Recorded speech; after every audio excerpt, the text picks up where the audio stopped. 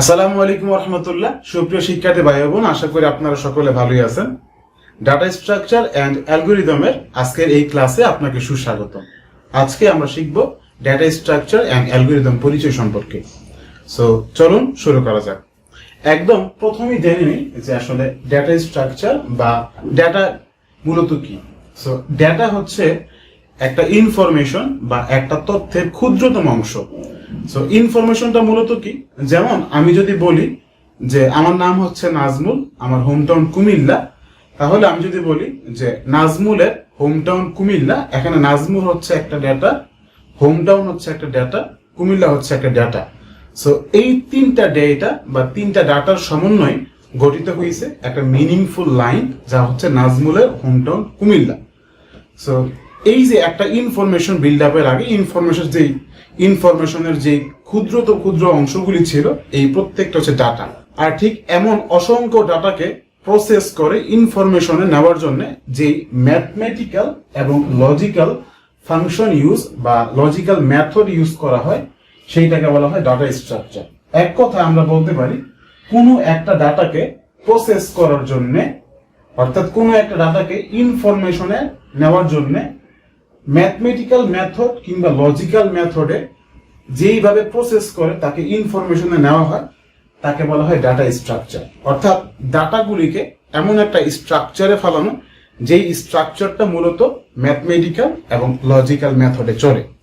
So এই data স্ট্রাকচারকে আমরা মূলত দুই ভাগে ভাগ করতে পারি, একটা হচ্ছে লিনিয়ার, একটা হচ্ছে নন লিনিয়ার। সো লিনিয়ার মূলত কি?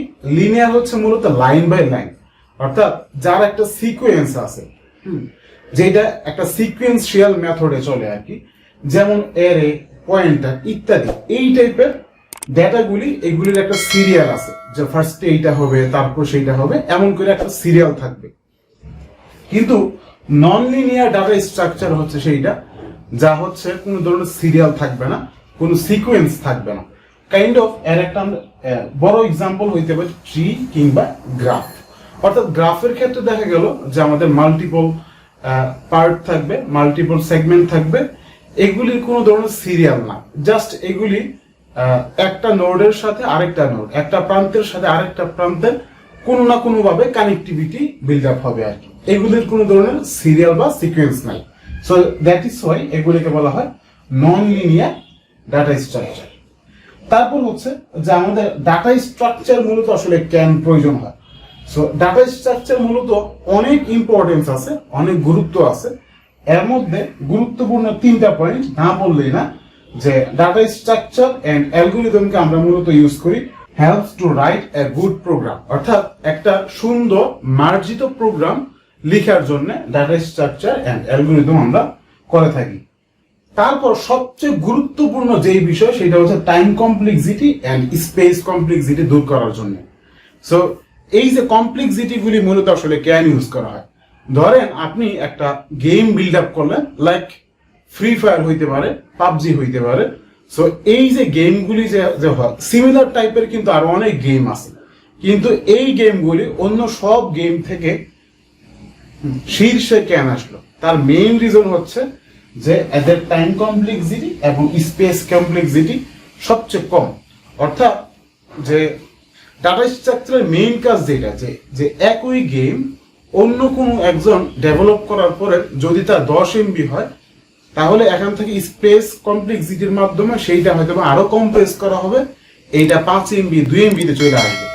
ঠিক একইভাবে টাইম কমপ্লেক্সিটি, অর্থাৎ রান টাইম সে কমাই দিবে। দেখা গেল অন্য একটা সফটওয়্যার যদি 3 সেকেন্ডে কাজ করে, ডাটা স্ট্রাকচার অ্যাপ্লাই করার পর সেইটাকে হয়তো আপনি 2 সেকেন্ড 1 সেকেন্ড আপনি মানে কমায় নিয়ে আসতে পারবেন। তার মানে কি, এইটা আরো ফাস্টার হয়ে গেল। সো এই হচ্ছে আমাদের ডাটা স্ট্রাকচারের মানে হচ্ছে অন্যতম একটা গুরুত্ব আর কি। তারপর যেটা ইনক্রিজ ডাটা কোয়ালিটি, অর্থাৎ একই ডাটা মাল্টিপল টাইমস বারবার যদি রিপিট হয়, তাহলে রিপিটেড ডাটাগুলিকে সে বারবার কাউন্ট করে না। ঠিক একইভাবে ডাটা রিলেটেড যত কোয়ালিটি আছে, কোয়ালিটিগুলো এনশিওর করার জন্য আমরা ডাটা স্ট্রাকচারকে ইউজ করে থাকি। দেন ফাইনালি কথা হচ্ছে অ্যালগরিদম মূলত কি। এই যে একটা প্রোগ্রাম আমরা লিখবো, সো এই প্রোগ্রামটা মানে ডেভেলপ করার আগে বা প্রোগ্রামটা লেখার আগে এই প্রোগ্রামটার যে স্টেপগুলি থাকে, ধাপগুলি থাকে, যে মানে কোন সময় কি হবে, এই ধাপগুলি যেই আমরা সিকুয়েন্সিয়ালি লিখি, এইটাকে বলা হয় অ্যালগোরিদম। প্রিয় শিক্ষার্থী ভাই বোন, তো আশা করি বুঝতে পারছেন ডাটা স্ট্রাকচার এন্ড অ্যালগোরিদম আমাদের কেন প্রয়োজন এবং আসলে এগুলোর ডেফিনেশন কি। তো আজকের মতো এই পর্যন্তই। ভালো থাকুন, দেখা হচ্ছে অন্য কোনো পর্বে। আসসালামু আলাইকুম রহমতুল্লাহ।